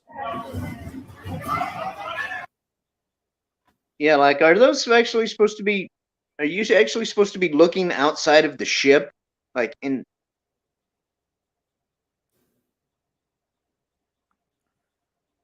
I feel like TIE fighters would be more appropriate. Well, and that you do, because later, obviously, this is practice round before the TIE fighters attack the bridge. Again, there you go. But it's one of those things, and most people aren't even looking at what they're doing. They're just punching buttons, right? They're mashing the buttons, is what the kids would say, right? And it's like I don't know. I guess practice for the TIE fighters. It's bananas, guys. I don't even know anymore. And, there's plenty beyond this that we can talk about when it comes to Disney. This is a very Disney centric day, and I'm sorry for that, everybody, but it is what it is. It does look cheap AF. I think I just saw that in the chat. Where was that? It's definitely not $6,000 worth of entertainment. That's for sure. Let's see. A few more down. Let's see. Yep. Oh, there it is. Yeah. Severon, what's up, my friend? Good to see you. I haven't seen you in a bit. Says that looks cheap AF. Yes. Go ahead there, AFK. I was just going to say, I think at the end of the day, if it weren't for the price, like, honestly, I would be impressed if this was just like a high-end hotel price with all this extra stuff. I think it would be worth the money. But as of it's like being its own thing, it's just like it's a complete hot mess. And so, like, if anybody gets upset about people complaining about it, I think they really need to put it in perspective. Because, like, if this was only being offered for like $150, $200, $300 tops, like, I can imagine, like, okay, that makes sense with how much money is being put into it or whatever. But if somebody's going to be critical about it, I think it's completely fair because they're putting like a $5,000 price tag on it. Yeah, this is a weird way to paywall your content and material. Mm-hmm. Yeah, I mean, Xenomorph here says something I think is great. It says, yeah, pretty bad. The last Starfighter graphics were better, and that was the 1980s. Oh, yeah. Well, and here's I mean, just they could canonically, I think, the asteroid field from Empire, they could have done that as a practice round, and that would be canonically correct and, be a little bit more immersive. This is not immersive. This is not even like, what are you doing? Yeah, well, strange. Brian McCann once again says this is $1,000 experience at best for a family of 4. And again, I mean, until they improve on what it is, I can't argue with that. I think that's probably a very fair assessment by Brian there. Space Invaders. Yeah, some people have called it that on the Bizarro. It looks better if you watch the original video. Okay. The problem is the problem is that you're still doing it. You're still doing it all screens. Disney is now turned into Universal, and they've gone to all screens. And Universal is now going back into the actual physical set pieces and stuff. They're doing more physical based entertainment. I don't know what happened. I guess we'll see. $300 a day, sure. A lot of people are going to agree with that, I bet. Darius Munchausen for $1.49 sends us his traditional box of popcorn. Thank you for that, Darius. Starfighter, yeah. For all the 50-year-olds that loved Star Wars and have the money, have been waiting for an experience, it's a big letdown. Rob, you just took the words right out of my mouth. Really did. Max Relax says maybe show a super Star Destroyer on the background with Imperial Star Destroyers around it. Yep. And I may lose power, folks. So if I disappear, continue on without me. Mom, can I have my Switch back? Brightest day. I don't know, guys, but we have more to talk about that's not necessarily related to this, and we will definitely continue the conversation around the Star Cruiser for sure. But there is more dismal Disney, and I kind of wish that our friend Makani was going to be hanging around for this one, because it's kind of funny. Well, I guess this is still about the Star Cruiser. It's a story that oh no, I can't bring it up. Give me a moment, guys. Shoot. Anyway, basically, it's the story about the resellers, right? That these people, these quote unquote influencers, actually are taking advantage of the fact that they got in someplace before everybody else, so that they could sell the premium gear that nobody else would have access to, which something in the contract against that. Well, I find a problem with it, but it's already being offered on eBay, and I want to show you how egregious it is. So let me see if I can bring it up in a larger format. That's the problem I'm struggling with right now. Oops, I just launched the other thing. Shoot, this is bad YouTube, guys. I apologize. One last look at the red alert area there with the characters. Shoot, bear with me just a second, everyone. Well, or not. Oh no. Boomer. This is terrible. Bad YouTube. I should be fired. There we go.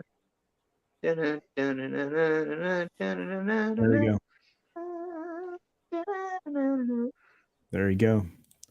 Yeah, this story, Inside the Magic put together, they did a really nice job with it. I'm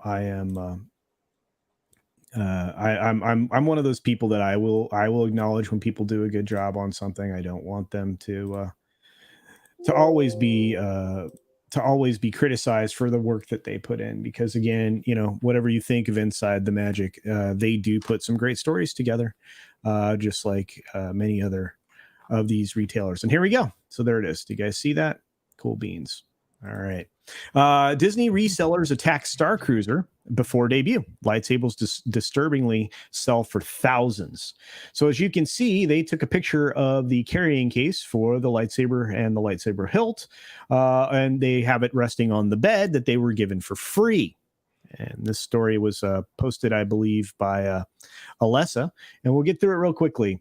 One of the most shamed things that Disney guests can do is resell an item on eBay or any other selling platform for a much higher amount than purchased for.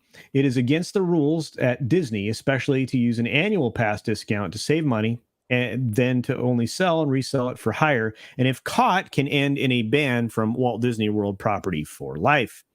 Disney has done what they can to try and curb resellers by putting a limit on items that they can buy as only 2 per person, but some bring their friends or kids and they have them purchasing items and then are able to drive up their count. The most recent debacle in the reseller market at Disney was the Figment popcorn buckets, which we talked about over on Lorena Creole's show. But right now, let's see, we'll scroll down. A new product is available for resale, but it is not even available for purchase yet. Disney's new Star Wars Galactic Starcruiser is gearing up to take its maiden voyage in a few short days on March 1. That's correct, the day after tomorrow.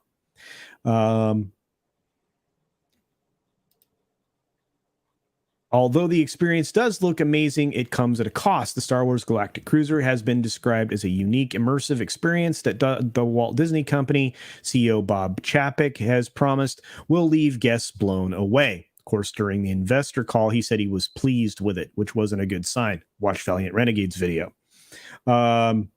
The price to fly is nearly $6,000 per room, which is a cost that sadly has priced out many Star Wars fans, as the excursion is solely a 2-night adventure. This does, however, include food costs, room and board, entertainment, and a visit to Batuu in Disney's Hollywood Studios and more. Guests will embark on a journey that goes horribly, horribly wrong, just like everything else that they've been doing for a while. Read what the fans are saying about the experience, of course. If you want to, it's included in their article. One thing that guests will also be able to do is purchase exclusive merchandise, including the exclusive lightsaber only being sold on the ship. Now we can see those lightsabers are already being available for purchase for costs up to $1,500 a piece. Some of these sellers claim that they will be on an upcoming voyage, so these are pre-orders. eBay user The Collector 5721 has nearly $4,000 worth of Star Wars Galactic Cruiser merchandise. The user notes that the items were from a preview cruise, which could potentially have been from the media event that Disney recently hosted to promote the hotel. And there it is. Another user is selling pre-orders for the lightsaber, has already sold one at the costly price of $1,500. So basically, you're going to buy this lightsaber and fund your vacation with it. I guess that's one way to go about it. What do you guys think of that? Well, can't say I blame them. That's bananas. Is there anybody that's going to is there anybody that you can think of that's going to be like clamoring to have one of these? Well, I feel like when it comes to lightsabers, there are a lot of people who'd be willing to drop stupid money on it. Out of like all the other Star Wars related things that you could buy merch wise. So I do have a friend who I bet if he were there, he would probably drop the cash and get it, regardless of how annoying that is. But I figure if you're at that point where you've spent as much money as you already have, it's nothing. You know what I mean? Right. So it's basically it's a wash in as far as you're concerned with that. Yeah. All right. Totally. Not sure. Unless you can actually fight with a lightsaber, it ain't worth a penny.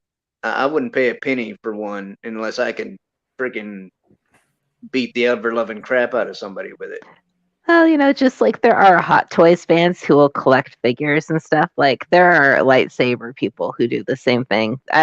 They're out there. It's embarrassing. But, it's also really cool. Like, I'm not going to shame people because lightsabers look pretty awesome if you can get them done right. Well, I can see. Go ahead. I'm sorry. I can see why somebody would pay for an actual prop that had been in there that much. But I mean. Yeah, for a movie. Yeah, I mean, it doesn't.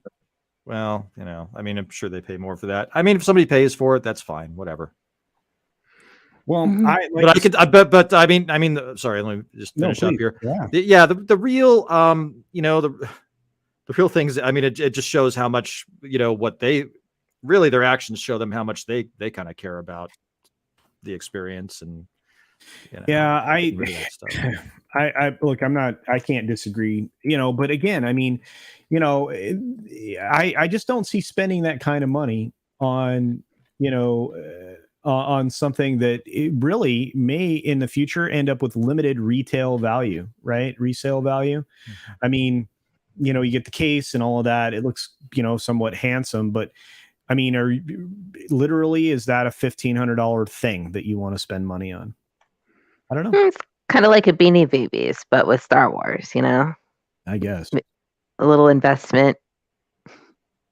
Well, I think you can actually start a fire with Beanie Babies, but you can't with the fake Star lightsaber. Yeah.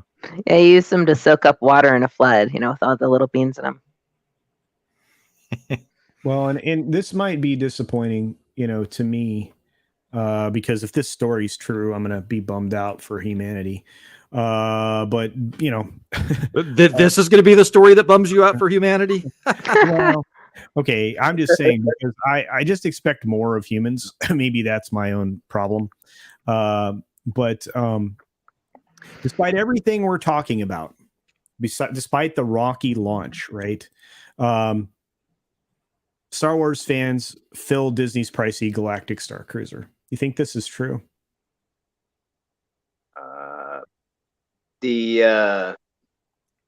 Maury said that this is a lie. Okay. I think if they do what they did with Captain Marvel and they use those kinds of accounting tricks, yes. If it's if it's just no, I don't. No. Well, yeah, if you offer 50 free tickets to people and that you fill a room with them and there happen to be quote unquote fans, then hey, you know, you're filling a room with fans. They didn't necessarily spend the money to be there, but hey, it's all in the marketing. You think so? For sure. All right. Well, let's read from the article. It says, why are there so many exciting things currently happening or about to happen at the Walt Disney Resort, such as the upcoming Tron coaster at Magic Kingdom or Guardians of the Galaxy Cosmic Rewind, which is the end of the summer at Epcot? None really compare to the level of hype and ambition Disney's Galactic Starcruiser, yada, yada, yada. Boasting a completely immersive experience, one-of-a-kind experience, Disney is inviting all Star Wars fans to embark on an exciting journey and create their own story within this universe. This new hotel is opening in just a few days, and we've already gotten some incredible sneak peeks at what to expect on board. Do you think any of those sneak peeks were incredible? Ooh. Yeah, I don't see you guys jumping up on that statement. So yeah, this new resort has had its fair share of controversy and negative opinions from guests. However, after the abysmal reception of the reveal video, as well as other aspects of the experience, lots of guests had already made up their minds on this Star Wars themed resort. A big point of contention has also been the incredibly hefty price tag, costing on average $6,000 for a 2-night experience. The future of this new venture into an ultra-themed resort is uncertain, and early press coverage has left guests with mixed feelings. Some guests have already been reselling exclusive items and merchandise, which we just talked about. Nevertheless, Star Wars Galactic Cruiser is now booked solid for several upcoming months. You guys believe that? No. Total You know, BS. there's a silver lining here. If inflation continues, $6,000 will seem like nothing. That's also true. I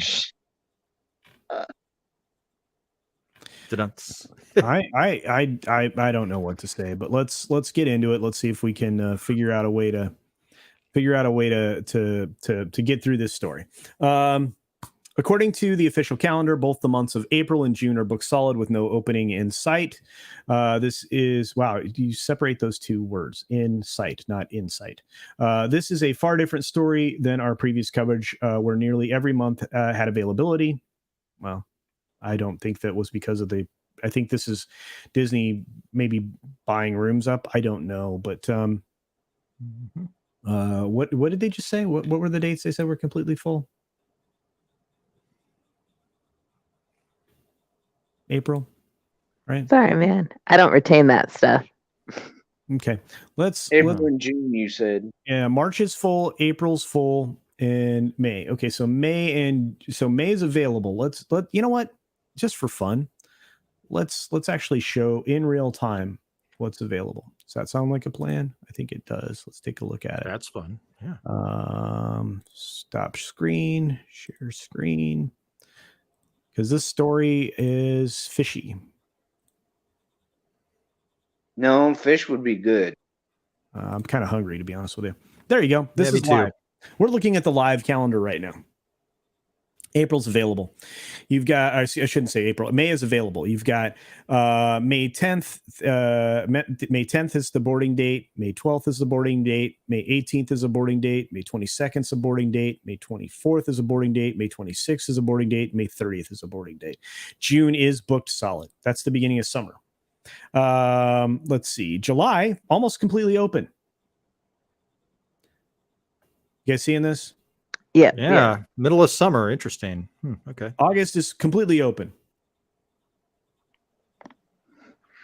Well, you know, they Also, just middle of haven't summer. booked it yet. Everybody wants to be there. September's almost fully booked. Ugh. You think this article was a little bit, cajoled by Disney? You think they kind of directed ITM to say something about this? Would it surprise you if they had? I think No. this website is run by Dominion. Oh, careful now! You're gonna get me in trouble. But okay, I see. I take where you're headed there, my friend. But I find it interesting that's the way the story's framed. Framing is always the way that you change the narrative around something, right? You frame it differently. Mostly peaceful, right? Stuff like that. Back to the story. Shellbach was making a Star Trek reference. They was talking about Ketracel White. That's what it was. Oh Okay. yeah. It wasn't talking about the other thing. Yeah. We've got if you're looking to stay aboard, there obviously they told you there's dates not available, but there's plenty that are available. Let's continue. Guests will also have a chance to disembark the Halcyon. We already know all these things. We already know all those things. Well, they're already done. Okay, so this article was fluffy. That was it. They just wanted to say the dates are booking up. The dates are booking up. I don't know. Ooh, hey, look at us. It's a hit. Yeah, it's far from a hit. I can't believe people believe half of the stuff that's being written on these things. They just do. I don't know. What do you guys think? Do you think it's just? What do you think? Well, that was not fluffy. The unicorn from Despicable Me. Now that was fluffy, but there. Nice. Yeah. No. I don't know. Fluffy's good, and that was not a good article. Yeah, Well, at least they kept it it's short. way too soon. Yeah. I think they say brevity is the soul of wit. No, It is, but you know what? I'm going to round out with one more story. I know the chat's on fire. I just missed a member chat from Blue Eyed Roof Korean. Thank you for that, asking me about the Disney SEC investigation, I believe, and not the Federal Election Committee, but the SEC. I think that one of the two are going to bear some fruit as far as reconciling what is actually happening as far as bookkeeping with Disney.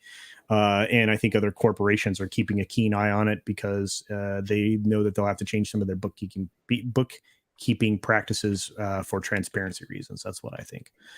But we'll keep going. We got a little bit left to go. I will replay the intro at the end right before the credits. So if you guys missed that at the beginning, I will give you an impression of what the Galactic Starcruiser is, kind of a quick tour of like going to the room and the dining area.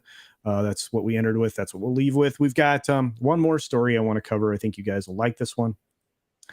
Multiple Disney restaurants left flooded with sewage water. That sounds like a shitty situation. Classy. Sorry, that was a Steve Kenobi joke. It was, and it was well done. So this is actually in the parks. This is in Disney Springs, which is the eatery and shoppery area, open air mall that they have that's right there on the theme park grounds or the resort grounds. It seems that this weekend has been a difficult one for Disney Springs. When guests go to Disney Springs, they're often met with an array of options to choose from dining to shopping. From the Walt Disney World of Disney store offering every Disney souvenir your heart can imagine, to other shopping options like Zara, Uniqlo, and dining options like Chef Art Smith's Homecoming, Wine Bar George, which is awesome, by the way, and more. It's easy to spend a full day at the Springs. And yeah, if you have a pocket full of money, that's true. Although there are many options when it comes to dining, if you are looking for a table service, which we would suggest you make a dining reservation, as walk-ups are hard with so many guests returning to Walt Disney World right now. With all this in mind, it would be often tragic to lose a dining reservation that you made in advance due to circumstances out of your control. This is exactly what happened on Friday. Boathouse Morimoto Asia, which is a restaurant, Paddlefish, and Terralina Crafted Italian, all underwent sewage issues, some of which caused areas of the restaurant floor to be covered with sewage water. One reader sent inside the magic photo of what was going on inside Paddlefish. As you can see, the first floor is covered in sewage water, and towels are being collected to soak it up. There you go. Those towels are surprisingly white, given the situation. Yeah. Both below, we were told that the sewage runoff was off of the boat at Paddlefish into the restaurant. Wow. On top of all of that, on Saturday, the restaurant had the first floor blocked off from guests. We were unsure how affected Terralina, Boathouse, and Morimoto were. We were told the first floor of Paddlefish did not flood Friday night. It's actually spilling off into the outside. Grody. Gross. It seems that it did cause quite a bit of damage and chaos for the restaurants, as many had to close early due to sewage issues. We've been told that the sewage smell is very noticeable at the moment. Sewage issues such as this are not common at Disney World. This is true. They have their own sewage plant, by the way. And it looks like I'm having internet issues. Let me turn my camera off. Sewage issues is not something that guests should often worry about. If you have a dining reservation for any of these locations, be sure to check in to make sure that you're not still blocked out.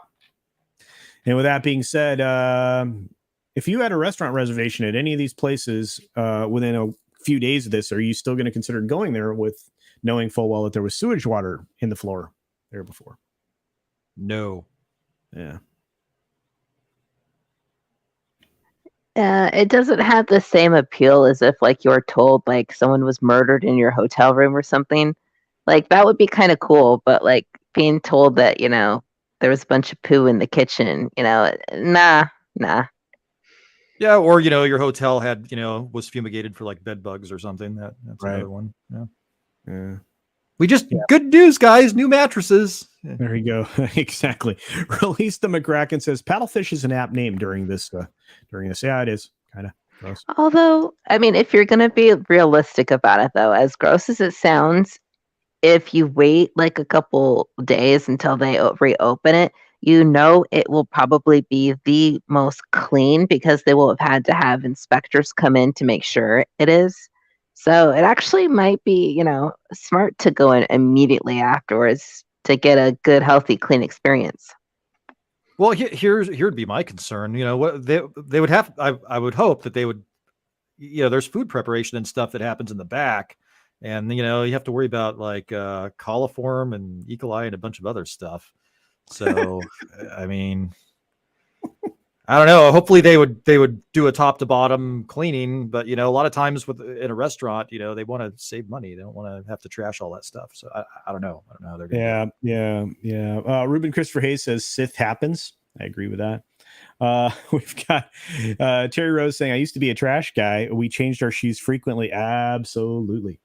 Yeah. Lots of people are excited about this. Donald's nephews were let loose at the controls at the sewage plant. Yes.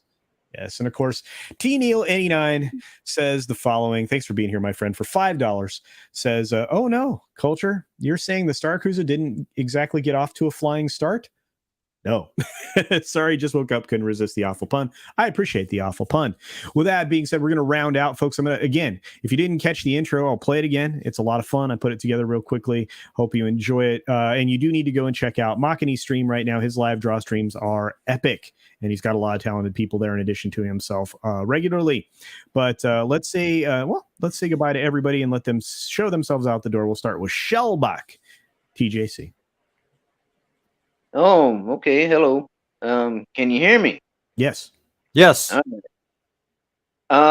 So tomorrow evening, at around 5:30 p.m. Pacific time, I hope to do my second episode of yelling at parked cars warm up, where I, it's just like it says. I get everybody warmed up to go over to comics division, and for his show, yelling at parked cars. So it's just current events. Talking about current events and all that stuff. So I'm sure. I don't know. I'm sure I'll be mentioning Ukraine and stuff like that Yeah, tomorrow. you're not supposed to say that on YouTube. Oh. You're supposed to say moose and squirrel. Oh. Ooh, okay. Nice. Well, the cream that is you. How about that? Very good. So anyway, yeah, that's what I got going on, and go check out my Twitter. I have some decent stuff on Twitter. Picking fights and stuff occasionally. Well, there you go. And do check that out. It was great watching that stream prior to yelling at parked cars last week. I hope you keep that up, Shellbach. And of course, we have the amazing, talented, and needs to do more stuff, AFK Bard. Hi. Thanks for letting me hang out. Sorry I talked a lot today. No, it was awesome. It was really fun with you guys. And good Lord, that Star Wars experience, am I right? Yeah. Very Star Warsy. Do check out AFK Bard's channel. Lots of great material over there, including reading you to sleep. And of course, last but not least, the man who has been my companion on probably for the longest, to be honest with you, Wes Moody of the Wes Moody Webcast. Good to see you, bud. Tell everybody what's up. Well, I've got a lot to say about Moose and Squirrel on the Wes Moody Webcast, youtube.com/Wes Moody Webcast. So I talk about current events, pop culture, occasional conspiracy theories, occasional car talk, gaming streams, and I'll vlog about whatever the heck I want to, because it is my webcast. Hoping to get to 1 million subs by the end of this stream. I'm about 999,200 away from that. So give a guy a little bit of help. Hope to see you there. Thank you, Wes. And do check out Wes Moody's channel. All of the great creators that we've had on the show, we continue to have on the show. Do check out their channels and support them if you can. I know that there's a lot of us, but hey, we're fun. We're like family. Only maybe not the family you have over for supper, but especially not after they go to these Disney restaurants, apparently. Anyway, I had a great time. All of you, you don't even know how much we appreciate you. From members to mods, from subscribers to non, thanks for being here. Do be sure you hit the like button on the way out. Try to get over 100 every Sunday. Just a goal. With that being said, I'm going to show you the special intro, which will also be the special outro before we run the credits. And be sure to take care of yourself, take care of others, wash your hands, of course, because it's good hygiene. And until next time, bye. See ya.